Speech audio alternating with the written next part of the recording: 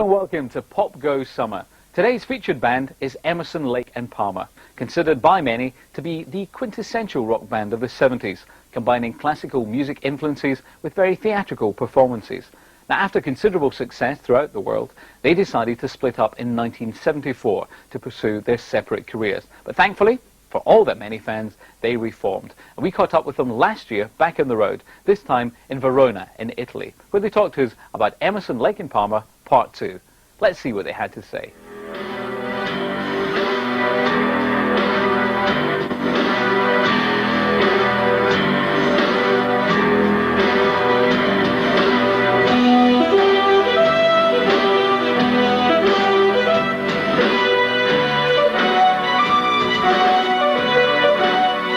It's wonderful to be back here because we've got so many really nice memories of playing in Italy, apart from the food. The audiences are sensational. I think in '72 we did the biggest sort of Italian tour where we played all the major cities, but for some unknown reason we never played here. And this Roman arena here is an ideal place, I think, to sort of bring Emerson, Lake and Palmer back into Italy, you know. So it's going to be quite an exciting evening. Welcome back, my friends, to the show that never ends. We're so glad you could attend. Come inside, come inside. There behind the glass stands a real blade of grass. Careful as she pass. Move along, move along. Come inside. The show's about to start. Guaranteed to blow your head apart. Rest assured, you'll get your money's worth. Greatest show in heaven, hell or earth. You gotta see the show. It's a dynamo. You gotta see this show. It's rock and roll. That's what eyes. People laughter from the skies. Laugh until he cries. Till he dies, till he dies. Musically, we're very inspired and very enthusiastic right now about the future. We're about to make another album. In fact, we've started already to write the material for it. But there is obviously a nostalgia about playing pictures at an exhibition, Tarkus, all the things, brain salad surgery, and that is another part of it that, you know, I have to say I enjoy.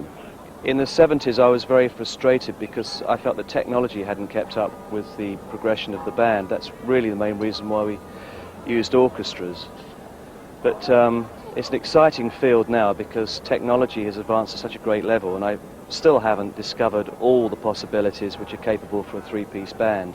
I would consider it part 2 of Emerson, Lake and Palmer, an unforced, unencumbered part 2. I mean, we've come back, you know, having fun, which is what it's all about.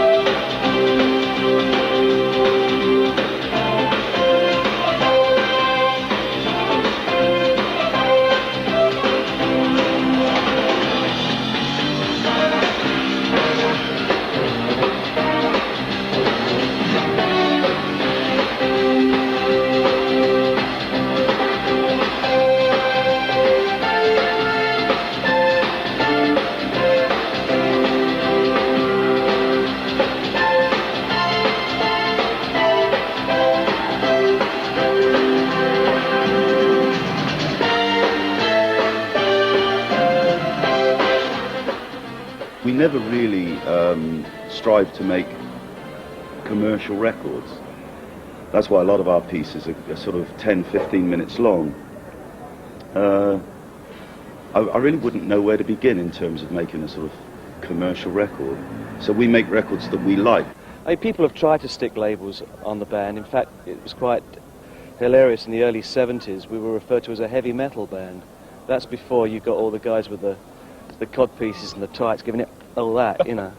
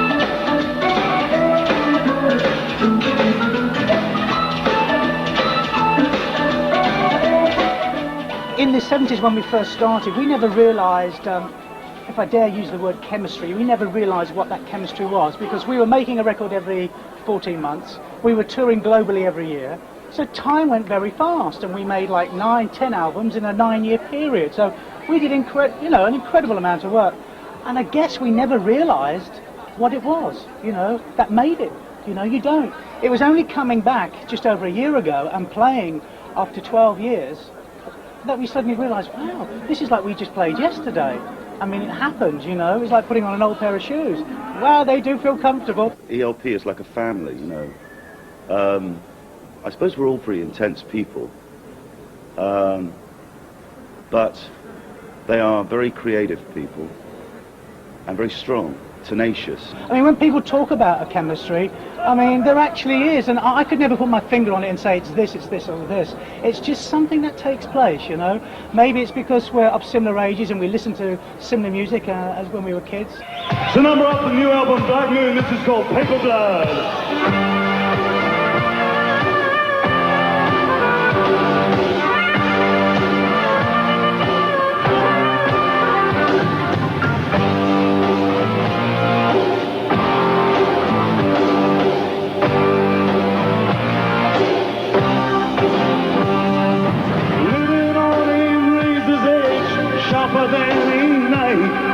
Surrender to the power of which keep running for your life.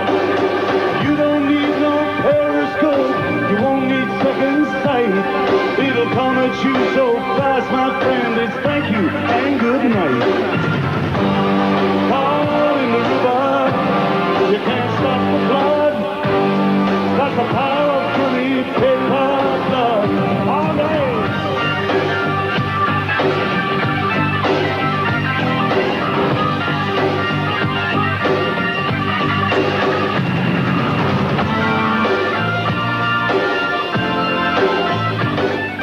Environment is something that it obviously concerns us all, and it was something that I was actually watching the Gulf War one day on television, and I saw these pictures of this desert burning.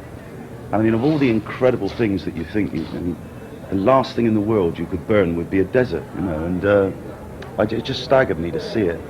And there was this one piece of film where the smoke had covered the sun. It looked just like a black moon, and it inspired the idea for this lyric.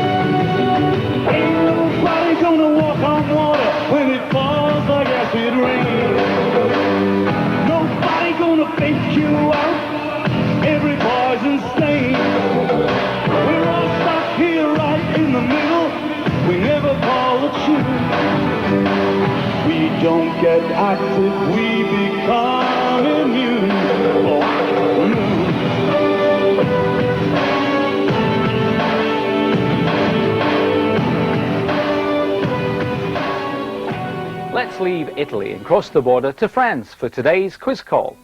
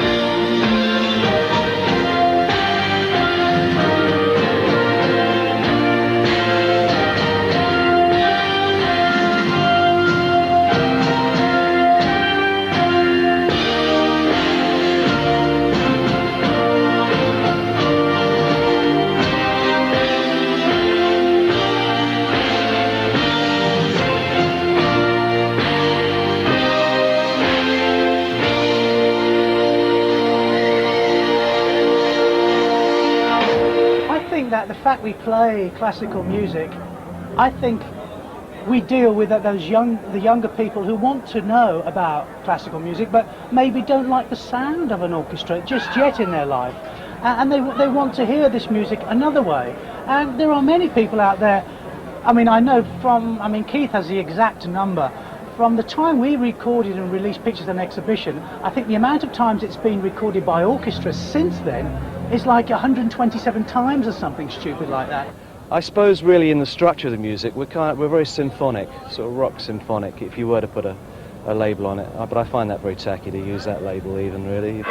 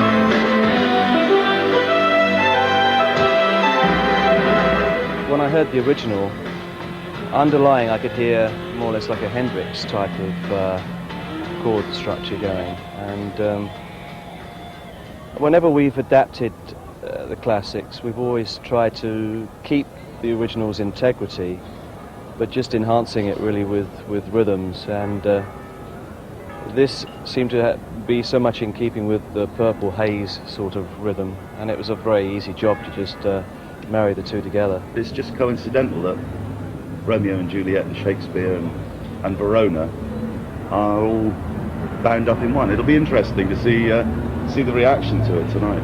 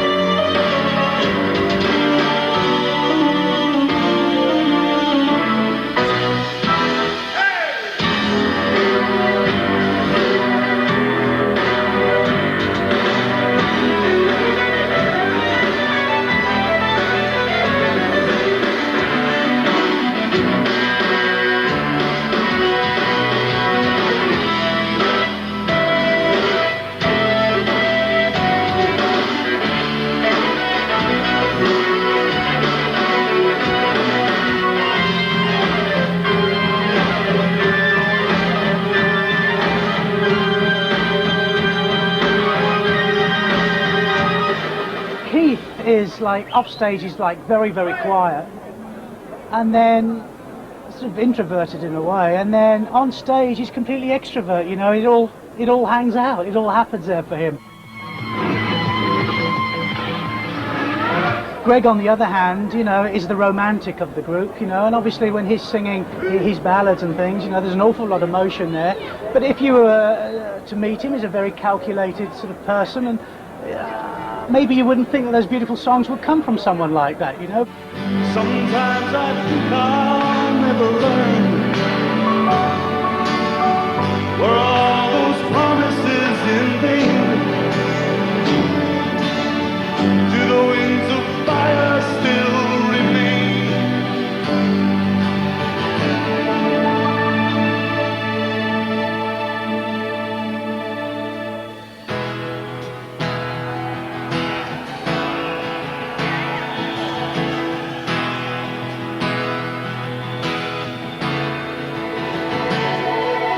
So we obviously complement each other in some way, you know. I might be the more practical member of the band.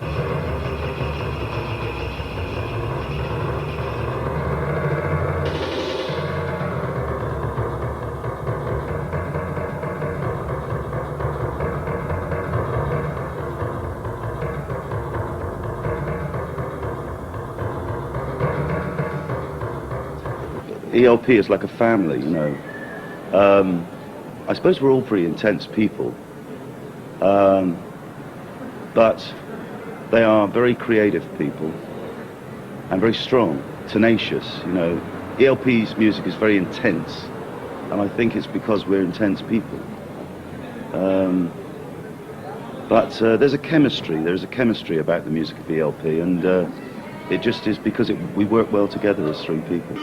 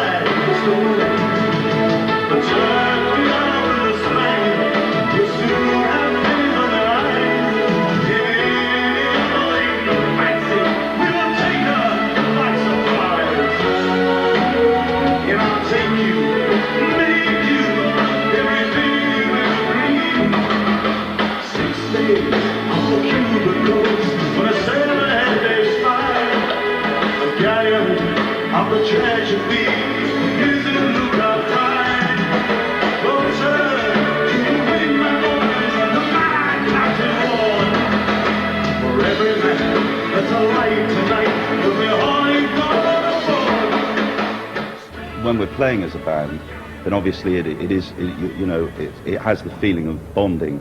There's just one music going on at the same time. And of course, with an audience, it's a tremendously inspiring thing.